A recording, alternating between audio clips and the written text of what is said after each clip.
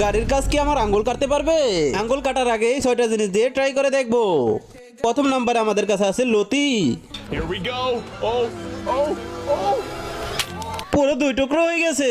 Number 2 sausage. চলো দেখি। Send it. Oh, oh, oh. Ew.